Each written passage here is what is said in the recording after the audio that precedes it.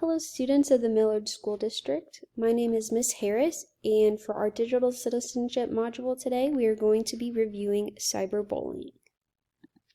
In our presentation, we're going to talk about the overview of cyberbullying.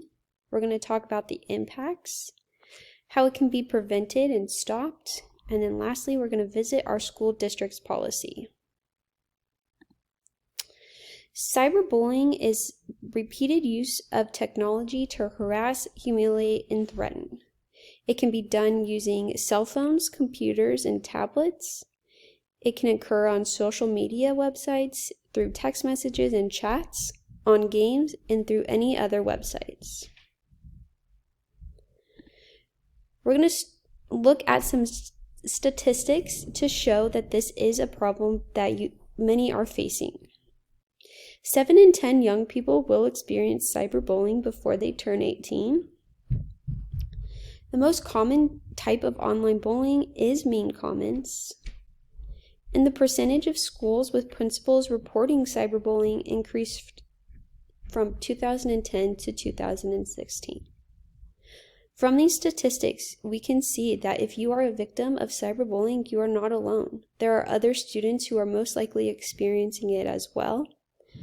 And cyberbullying is increasing. So that is why is it important to do this module and talk about what to do when you see it and how to prevent it. We're going to first talk about the different types of cyberbullying. The first type we have is exclusion.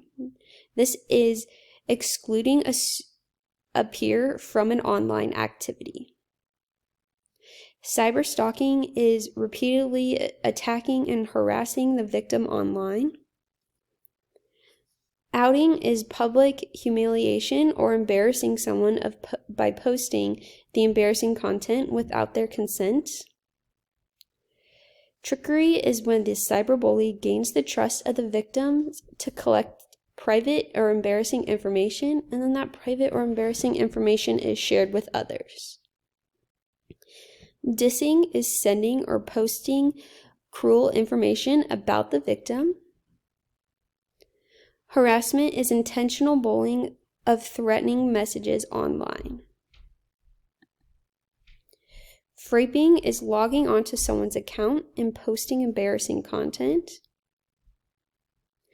A fake profile is used to hide the identity of the cyberbully and then gives the cyberbully the ability to attack others. Trolling is provoking a response from the victim by posting embarrassing content. And then lastly, we have catfishing, which is stealing online identities for deceptive purposes. The effects of cyberbullying has been proven severe and can cause emotional scarring. A victim of cyberbullying might experience depression, poor health. They tend to miss school more because they're avoiding their bully. They could end up becoming the bully themselves. They give up by committing suicide. They have poor school performance. They can develop eating disorders and self-harm behaviors, and they can also develop social anxiety. When it comes to cyberbullying, we don't want you to be a bystander and just watch it. We want you to stand up to cyberbullying when you see it. You need to take action to stop something you know is wrong. When it comes to standing up to cyberbullying, here are 10 tips. You want to report it to the school. We have a form that you can use online to report any incidences you might see. You can collect evidence. Report to the site, app, or game that you're using or being bullied on. Talk to a trusted adult. They want to help you. Demonstrate care not only for yourself, but any victims that might be experiencing cyberbullying. Work together with your friends to stand up to the bully. Tell the bully to stop. Don't encourage cyberbullying by reacting to posts or comments or contributing to the conversation. Learn how to stay safe yourself. And then lastly, don't give up. Like I said, you need to talk to a trusted adult. Somebody wants to help you. As I said in our last slide, there is our form, our district reporting form.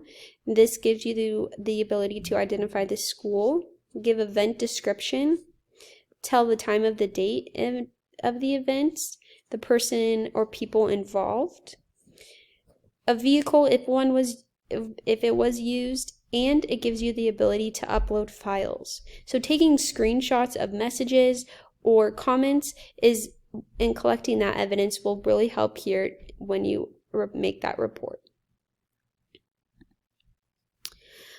Our school district does not have a separate policy for cyberbullying and bullying. It is all together in one, and it is defined as any ongoing, intentionally hostile or offensive verbal, written, graphic, demonstrative, electronic, or physical act used by a student or students against another student or students. The school will intervene when the harassment substantially and materially disrupts learning. So if a student is experiencing cyberbullying at home, but they are coming to school and they are distracted, the school will intervene.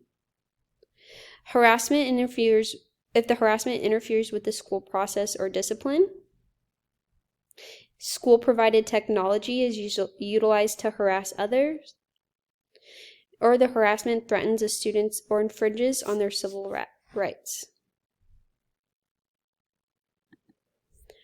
Our goal as a district is to prevent cyberbullying from ever happening. To do that, you guys are taking these modules to learn about consequences, prevention, and how to report it if you do see it. For students who do decide to engage in bullying, they will face consequences such as extracurricular suspension or expulsion. Here are the references that I used for these slides. And here are the rest of them. Again, these are our 10 tips for standing up to cyberbullying. Please talk to someone if you are a victim of cyberbullying. Please let me know if you have any questions. Thank you.